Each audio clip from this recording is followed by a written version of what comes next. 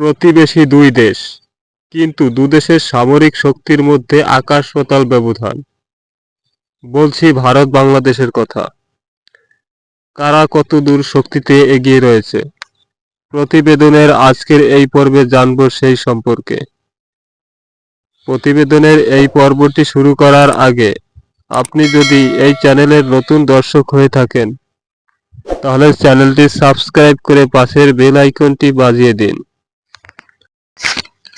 আকাশপথে ভারত ও Bangladesh. Bharat global fire power report অনুযায়ী ভারতের কাছে মোট 2296টি এয়ারক্রাফট আছে। যুদ্ধবিমান আছে 606টি, 869টি আছে হেলিকপ্টার। এয়ারক্রাফট, যুদ্ধবিমান এবং হেলিকপ্টারের সংখ্যার নিরিখে বিশ্বের মধ্যে চতুর্থ স্থানে রয়েছে ভারত। এখন ভারতের হাতে Rafale, Tejas, Sukhoi, Su-30, MKI Mirage 2000 এর মতো যুদ্ধবিমান আছে। 2019 সালে ভারত বালাকোটে যে এয়ার স্ট্রাইক চালিয়েছিল তাতে মিরাজ যুদ্ধবিমান ব্যবহার করা হয়েছিল। তখন রাফাল ছিল না ভারতের হাতে।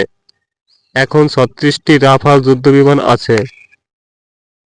বাংলাদেশ বাংলাদেশের কাছে মোট 216টি এয়ারক্রাফট, যুদ্ধবিমান আছে 44টি, 73টি হেলিকপ্টার আছে।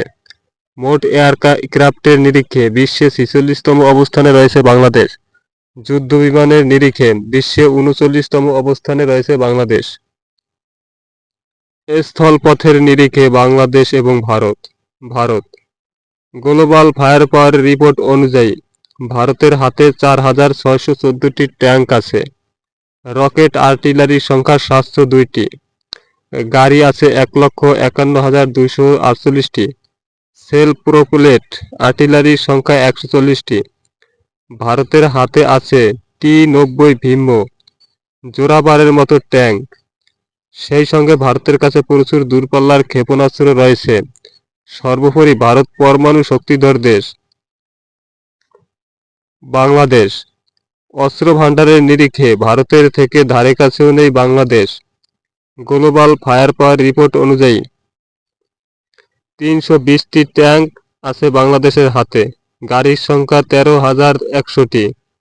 27টি সেলফ প্রোপেলেড আর্টিলারি এবং রকেট আর্টিলারির সংখ্যা 71টি।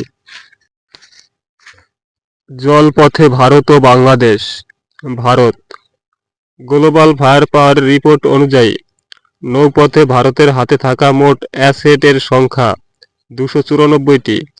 আছে 12টি ফ্রিগেট এবং 12টি ডেস্ট্রয়ার। সাবমেরিন আছে 16টি। পেট্রোলিং ভেসেল 137টি আছে। এয়ারক্রাফট ক্যারিয়ার আছে 2টি। Bangladesh global fire power report অনুযায়ী মোট 117টি অ্যাসেট আছে বাংলাদেশে। সাবমেরিনের সংখ্যা হলো 2টি। ফ্রিগেটের সংখ্যা 60টি। 55টি পেট্রোলিং ভেসেল আছে বাংলাদেশে।